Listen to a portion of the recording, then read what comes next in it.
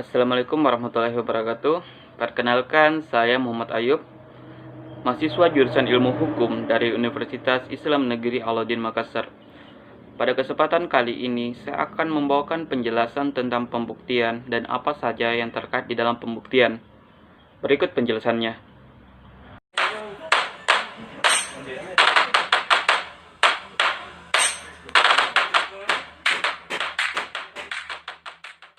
Hakim tidak boleh menjatuhkan pidana kepada seseorang kecuali apabila dengan sekurang-kurangnya dua alat bukti yang sah. Ia memperoleh keyakinan bahwa suatu tindak pidana benar-benar terjadi dan bahwa terdakwalah yang bersalah melakukannya. Menurut Andi Hamzah, teori dalam sistem pembuktian yakni 1. Sistem atau teori berdasarkan undang-undang secara positif. Kedua, sistem atau teori pembuktian berdasarkan keyakinan hakim saja. Ketiga, sistem atau teori pembuktian berdasarkan keyakinan hakim atas alasan yang logis. Keempat, sistem atau teori pembuktian berdasarkan undang-undang secara negatif. Adapun alat bukti yang sah sebagaimana diatur di dalam pasal 184 ayat 1 Undang-Undang Nomor 8 Tahun 1981 tentang Hukum Acara Pidana, yakni 1. Keterangan saksi, 2. Keterangan ahli, 3. Surat, 4. Petunjuk, 5. Keterangan terdakwa. Kelima alat bukti tersebut memiliki kekuatan pembuktian yang sama dalam persidangan acara pidana.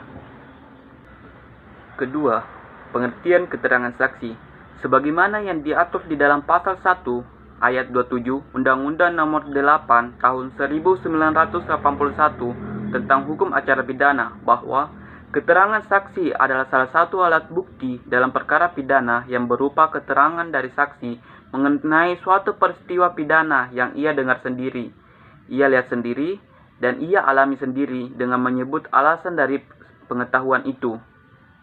Sebagai alat bukti, tidak semua keterangan saksi dapat dinilai sebagai alat bukti dalam suatu persidangan. Terdapat syarat-syarat tertentu agar keterangan saksi dapat dinilai sebagai alat bukti di dalam persidangan untuk membuat keterangan dalam suatu perkara. Adapun syarat-syarat tersebut yakni 1. Dinyatakan di dalam persidangan pengadilan secara langsung. Kedua, keterangan tersebut diberikan di bawah sumpah. Ketiga, keterangan seorang saksi bukan saksi. Bahwa pada prinsipnya KUHP mensyaratkan lebih dari seorang saksi, akan tetapi prinsip ini dapat disimpangi apabila keterangan seorang saksi tersebut didukung oleh alat bukti yang lainnya. Keempat, dalam hal keterangan saksi yang berdiri sendiri tentang suatu kejadian atau keadaan dapat dinilai sebagai alat bukti apabila keterangan para saksi tersebut saling terkait dan berhubungan satu dengan lain. Kelima, persesuaian antara keterangan saksi satu dengan saksi lainnya. Keenam, persesuaian antara keterangan saksi dengan alat bukti lainnya. 7. Cara hidup dan kesusilaan saksi serta segala sesuatu yang pada umumnya dapat mempengaruhi atau tidaknya keterangan itu dipercaya patut dipertimbangkan oleh hakim dalam menilai keterangan saksi. Saksi menurut sifatnya dalam sidang pembuktian dapat dibagi menjadi dua golongan, yaitu 1. Saksi a-charge, yaitu saksi yang memberatkan terdakwa. Kedua, saksi a-discharge, yaitu saksi yang meringankan atau menguntungkan terdakwa. Ketiga, surat. Menurut Sudikno Mortukusumo, surat adalah segala sesuatu yang memuat tanda-tanda bacaan yang dimaksud untuk mencurahkan isi hati atau untuk menyampaikan buah pikiran seseorang dan dipergunakan sebagai pembuktian. Secara garis besar, jenis-jenis alat bukti surat yang dimaksud dalam pasal 187 KUHP adalah 1.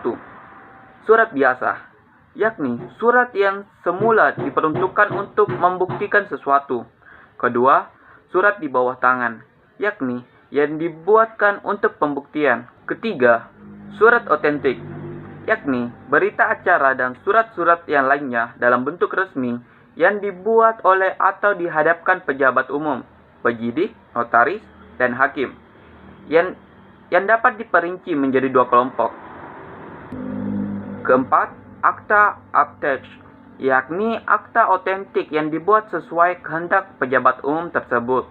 Kelima, akta partij, yakni akta otentik yang dibuat oleh para pihak di hadapan pejabat umum. Contoh dari alat bukti surat sebagaimana dituliskan di atas, misalnya akta notaris, surat visum et repertum atau surat pemeriksaan terhadap korban dari dokter, dan sebagainya. Poin keempat, yakni petunjuk. Petunjuk dalam perbuatan, kejadian, atau keadaan yang karena persesuaiannya baik antara yang satu dengan yang lain maupun dengan tindak pidana itu sendiri menandakan bahwa telah terjadi suatu tindak pidana dan siapa pelakunya. Poin kelima, keterangan terdakwa. Keterangan terdakwa adalah keterangan yang diberikan oleh terdakwa di depan persidangan tentang perbuatan yang ia lakukan atau yang ia ketahui sendiri atau alami sendiri. Keterangan terdakwa pada prinsipnya hampir sama dengan keterangan saksi. Bedanya, kalau keterangan saksi itu disumpah, sedangkan terdakwa tidak disumpah.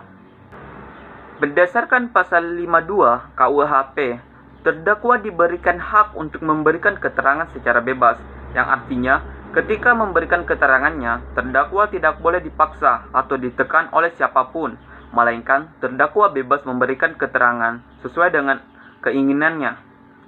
Keterangan terdakwa hanya dapat digunakan terhadap dirinya sendiri. Seandainya dalam persidangan, terdakwa langsung mengakui bahwa dia bersalah, telah melakukan suatu perbuatan pidana sebagaimana yang didakwa kepadanya, maka keterangan tersebut tidak bisa dijadikan dasar oleh hakim untuk menetapkan atau kemudian menjatuhkan hukuman kepada si terdakwa. Melainkan, keterangan terdakwa tersebut harus juga disertai dengan alat bukti yang lain, misalnya keterangan saksi, surat, dan sebagainya.